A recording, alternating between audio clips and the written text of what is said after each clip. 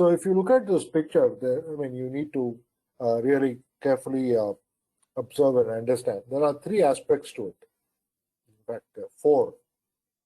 The current position, you as an organization, the context of changes, the change as an ongoing process, and what is that it's going to look like after we bring the changes.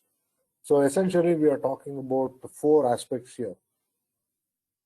So this is one of the key concepts of AgileSHIFT at a higher level, is that the organization must understand the threat it faces from the disruptors and challenges. So if you start from understanding, okay, what is our current position? So our organization is performing at, let's say, a stable level. So analysis of what is possible at personal, team, and organization levels demonstrate that what great looks like. It is some way better than our current performance level. So the gap between our current level and what great looks like is the delta. So this delta is a threat. So disruptors and challengers look for large deltas that can easily be closed, or any delta that can be closed, and target these environments and markets for disruptions. When you look at the second aspect, the best defense an organization has against any of the disruptors or the challengers is, of course, narrowing the gap between the current performance levels and what great looked like. Organizations typically develop a change and transformation programs and delivers an increase in performance. So digital transformation efforts that employ new technologies across the organizations are a classic examples of this change. So this means the delta is now narrowed. However, as organizations reflects on the change which it has undergone and embeds new practices or better ways of doing things, or even the idea of what great looks like, it changes as well.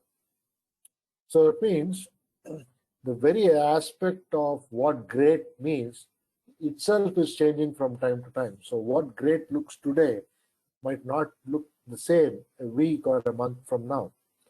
So there is a significant change in the context of change itself.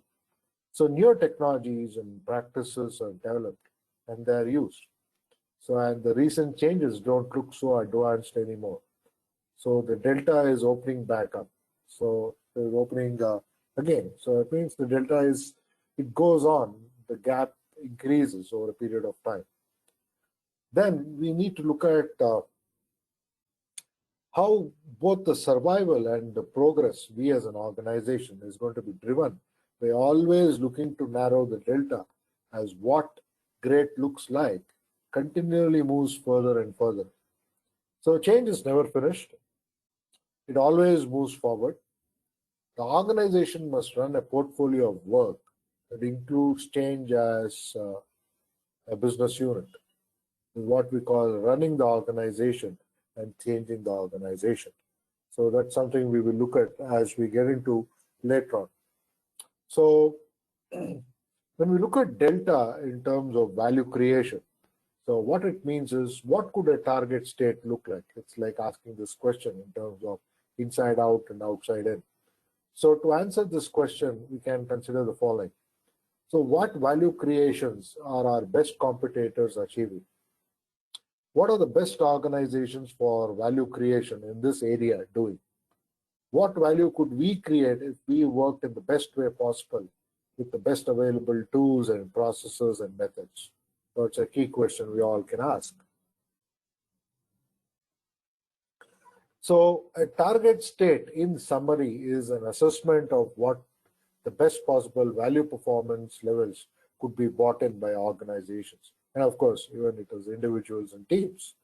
So narrowing the delta can be achieved by large-scale transformation programs, smaller scale initiatives, or a combination of both. So you can bring large-scale transformations, you can bring smaller scale initiatives, or it can be a combination of both to ensure that your delta is always reduced.